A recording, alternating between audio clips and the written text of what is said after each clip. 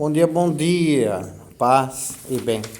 Esse é o evangelho desse domingo, dia 22 de janeiro, conforme está aí no quadrinho, terceiro domingo do tempo comum, Mateus 4, de 12 a 23. Vamos anunciar o evangelho. O Senhor esteja convosco, Ele está no meio de nós. Proclamação do evangelho de Jesus Cristo, segundo Mateus. Glória a vós, Senhor.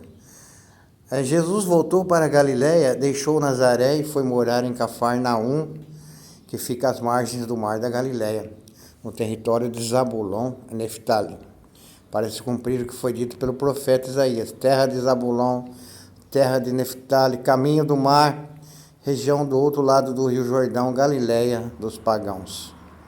O povo que vivia nas trevas viu uma grande luz. Para os que viviam na região escura da morte brilhou uma luz. Daí em diante Jesus começou a pregar, dizendo: convertei-vos, porque o reino dos céus está próximo. Quando Jesus andava à beira do mar da Galiléia, viu dois irmãos, Simão, chamado Pedro, e seu irmão André, estavam lançando a rede ao mar, pois eram pescadores. Jesus disse a eles: segui-me, e eu farei de vós pescadores de homens. Eles imediatamente deixaram as redes e seguiram. Caminhando um pouco mais, Jesus viu outros dois irmãos, Tiago, filho de Zebedeu, e seu irmão João. Estavam na barca com seu pai Zebedeu, consertando as redes. Jesus os chamou. Eles imediatamente deixaram a barca e o pai o seguiram. Jesus andava por toda a parte da Galiléia, ensinando em suas sinagogas, pregando o evangelho do reino e curando todo tipo de doença e enfermidade do povo. Palavra da salvação, glória a vós, Senhor. Quero lembrar que o evangelho é muito bonito, acho que é um pouco, vimos em poucas gotas essa semana, partes desse evangelho. É um evangelho, para mim é um evangelho vocacional, que reflete o chamado, né? Pode ser utilizado na sua comunidade para uma reflexão, no meu entendimento, né? Reflexão vocacional em todos os níveis, e mostra aí no final do evangelho, no meio do evangelho para frente, vemos Jesus convocando pessoas para seguirem no mesmo caminho dele, né? Então começa primeiramente dizendo que uma luz brilhou, né, nas trevas. Jesus é essa luz que brilhou nas trevas daquele povo, naquela região toda. E quando ele viu dois irmãos, Simão, chamado Pedro, e seu irmão André, pescando, ele disse: segui-me, eu farei de vós pescadores de homens. Eles imediatamente deixaram as redes e o seguiram. Então eu acho que esse imediatismo que aparece aqui, segui-me, né? Vocês vão ser pescadores de homens e largam tudo. Eu acho, assim, como ser humano, que é um pouco impossível esse modelo, né? Mas é uma narrativa, né? Mostra a urgência do chamado, e a urgência maior ainda da resposta. Largaram tudo e foram seguir com Jesus. Mostra a urgência de também somos convidados para essa missão. Estar com Jesus é urgente na sociedade de hoje.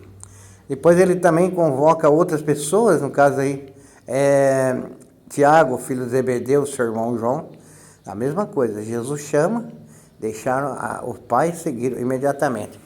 É porque é um pouco impossível isso. Naquele tempo o ser humano era ser humano igual nós, tinha sua desconfiança. Ninguém ia seguir ninguém se não conhecesse. Eu acho que meu achismo do Frei Alberto, que Jesus conhecia muito bem essas pessoas que estavam ali naquele contexto de mar, pescaria. Jesus conhecia, Jesus via o potencial deles, dava oportunidade para eles se converterem mais e segui-lo. É assim que se explica esse imediatismo para mim. É uma urgência do chamado, a importância do chamado e a urgência da resposta. Serve para os dias de hoje também. Mas eu quero me fixar um pouco na segunda leitura de hoje, São Paulo, na primeira carta de São Paulo aos Coríntios. Eu pretendo até depois publicar um texto sobre isso, onde ele mostra um pouco um corte naquela comunidade de Corinto. A comunidade de Corinto era marítima, né? Tinha um Porto de Corinto, era um lugar meio dissoluto, onde as pessoas chegavam de barco, outras pessoas subiam no barco, muitas pessoas vinham para ficar ali, passar dias, traziam consigo grandes problemas, né? E influência para as pessoas, né? Uma influência enorme, moral, ética, de costumes. Então era uma cidade assim, eu acredito que meio dissoluta. E Jesus fala, e é que Paulo fala, né, para as pessoas dessa comunidade, mostrando uma rachadura ali. Havia divisões entre eles. Divisões baseadas em quê? A opção de amizade, de amigos. Eu sou de Paulo, o outro falava, não, eu sou de Cristo, eu sou de Paulo, eu sou de Apolo, Timóteo, causava problemas ali. É muito fácil vou só responder. Uma pessoa me perguntava, Frei Alberto, por que numa comunidade, quando está tudo bem, não aparece tantos valores? E por que uma comunidade, quando está tudo mal, aparece demais aquilo que está ruim? Porque, no meu entendimento, é simples. A comunidade viver bem, respeitando, faz parte da nossa vocação de comunidade cristã. Não é algo que, para se ficar, nossa, que beleza, vocês vivem bem. É uma obrigação nossa vivermos bem uns com os outros, amando, respeitando, tendo compaixão, amizade, respeito, e não causando divisão. Agora, quando há uma divisão, como essa que fala aqui, aparece rapidamente, porque as pessoas vão criticar, elas vão falar, nossa, uma comunidade cristã vive assim, né? Tão desarticulada com o amor de Deus, então não pode. É um chamado de atenção que nós vamos ver nas missas, com certeza, mas serve para nós pensarmos um pouco qual a nossa vocação cristã. O jeito de ser cristão é diferente de ser pessoas sem valores cristãos. Nós sabemos qual é a nossa missão, né? E uma delas é não causar dificuldades na comunidade, não causar divisões. Tem muita gente que está na comunidade causando divisões. Eu não vou ficar falando aqui minhas experiências, mas eu conheço muitos lugares aí, já morei em vários lugares, que comunidades inteiras foram exterminadas, justamente por causa desse tipo de conflito.